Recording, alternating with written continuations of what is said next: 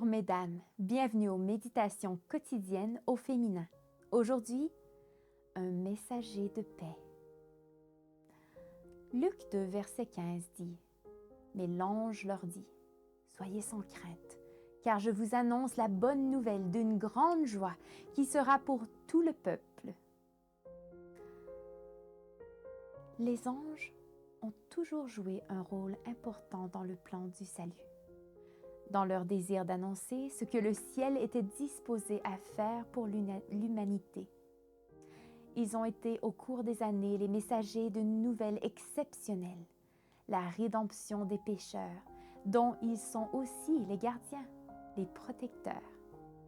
Les Écritures et les publications chrétiennes rapportent de nombreuses expériences d'intervention des anges. Ce fut le cas de Corrie ten Boom.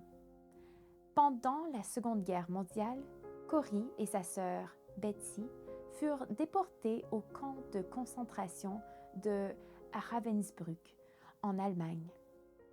Après leur arrivée, tandis qu'elles se mettaient en rang avec les femmes pour l'inspection, elles demandèrent la permission d'aller d'abord aux toilettes, ce qui leur fut accordé.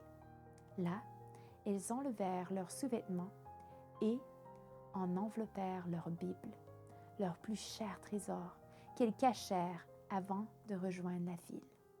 Après l'inspection, les deux sœurs allèrent récupérer leur trésor.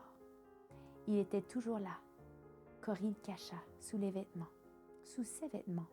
Mais elle était si maigre que la Bible ne pouvait pas passer inaperçue.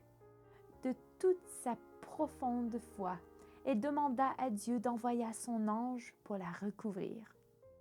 Les gardes ne découvrirent pas son secret. Alors que nous ressortions de la salle des douches, les mains des SS fouillaient chaque prisonnière devant, derrière et sur les côtés. Ils fouillèrent à 3 reprises la femme qui se trouvait devant moi. Ils fouillèrent Betsy qui se trouvait derrière moi. Aucune main ne me toucha. Elle eut plusieurs fois la même expérience, avec le même résultat. Corps se sentit si réconforté par les anges que sa terreur de ce lieu sinistre s'évanouit. « Ne crains pas, te murmure Jésus à l'oreille. Je t'enverrai un ange qui restera près de toi. Un jour, tu verras ton ange face à face et il te parlera de sa présence à ton côté et des moments où il t'a délivré du danger. Bonne journée dans le Seigneur et à demain.